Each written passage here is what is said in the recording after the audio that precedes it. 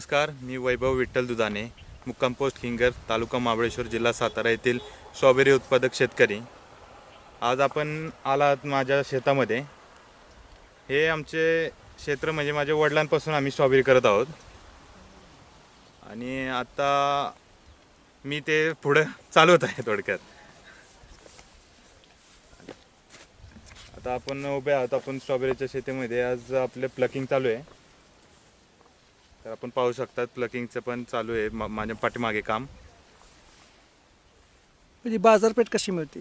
याची बाजारपेठ आता सध्या बँगलोर चालू आहे, चेन्नई चालू आहे आणि कंपनी पण उतरल्या आहेत, जसे की बिग बास्केट, ॲमेझॉन, ब्लिंकिट अशा कंपन्या पण मार्केटमध्ये उतरल्या आहेत। त्यामुळे बाजार हे मार्केट हे वाढलेलं आहे आता सध्या। आणि ह्याचं आता आपण आपलं टोटल क्षेत्र एक 5 एकरावर लावलेलं आहे स्ट्रॉबेरी। औषधं कुठली वापरतात? औषधं याला भरपूर लागतात, स्ट्रॉबेरीला औषधं खूप लागतात। जसं वातावरण चेंज होईल, जसे वातावरणात बदल घडतील तसे औषधं लागतात। बुरशी चढते, किडे येतात, माईट असतो, थ्रिप्स असतो, असे भरपूर प्रकारचे रोग आहेत त्याच्यावर। वार्षिक उत्पन्न किती आहे? वार्षिक उत्पन्न असं सांगू शकत नाही एक्झॅक्टली, कारण का स्ट्रॉबेरी त्यात मरीचं प्रमाण भरपूर असतं, मॉर्टॅलिटी रेट जास्त असतो। 30% मॉर्टॅलिटी धरून चालू लागतो। तरी साधारण 100 ते 200 ग्राम आपण झाडाला पकडून चालू शकतो, उत्पन्न निघू शकतं। सरासरी पावसाच्या दिवसामध्ये? पावसाच्या दिवसात स्ट्रॉबेरी काही पिकत नाही। जरी असली फळं तरी त्याला पावसामुळे खराब होतात ती फळं, कारण का पावसाचा थेंबचा जेव्हा फळावर पडतो तेव्हा ते डाग क्रिएट करतो। ठीक आहे, बाजार। नमस्कार, मी विठ्ठल रामचंद्र दुधाने, गाव खिंगर, तालुका महाबळेश्वर, जिल्हा सातारा। मी या शेती क्षेत्रात लहानपणापासूनच म्हणजे बालपणापासूनच आमचं ही शेती आमचं एक हे आहे, म्हणजे माध्यमच आहे, दुसरा काय आमचा व्यवसाय नाही। आणि मी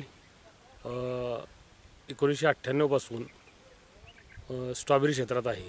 माझा जन्म 72 सालमधला आहे आणि मी स्ट्रॉबेरी क्षेत्रात 98 सालापासून आजपर्यंत आम्ही कार्यरत आहे। आता मी आमची मुलं बघतात स्ट्रॉबेरीचं आता, तर स्ट्रॉबेरी क्षेत्रानं भरपूर असं खालीवर धक्के असं खात आम्ही आत्तापर्यंत अजून स्ट्रॉबेरी हा क्षेत्र स्थिर टिकवून ठेवलेला आहे।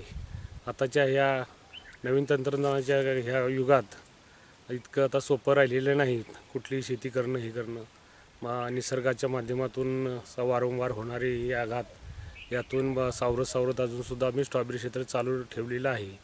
आता शासनाच्या माध्यमातून पहिल्या योजना होत्या त्या सगळ्या आता बंद झालेल्या आहेत। आता नैसर्गिक आपत्तीत आमच्याकडं स्ट्रॉबेरीच्या विम्याचं ह्यात बसत नाही, स्ट्रॉबेरीच्या त्या क्लोजमध्ये बसत नाही त्यांच्या विम्याच्या।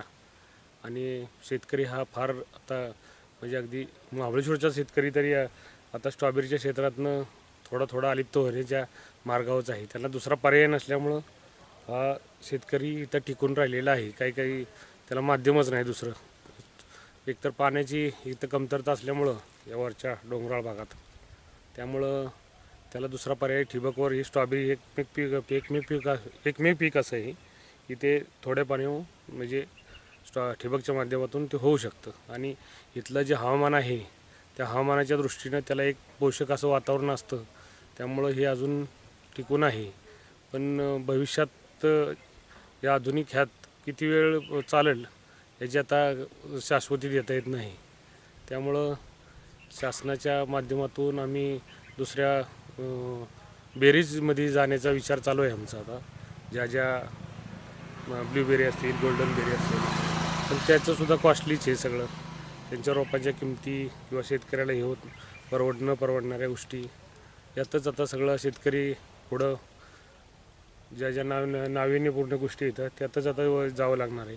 स्ट्रॉबेरी क्षेत्र थोडं आता उत्पन्नाच्या ह्यानं आणि नैसर्गिक ह्याच्या आपत्तीच्या ह्यातून थोडं अलिप्त होण्याच्या मार्गावर आहे।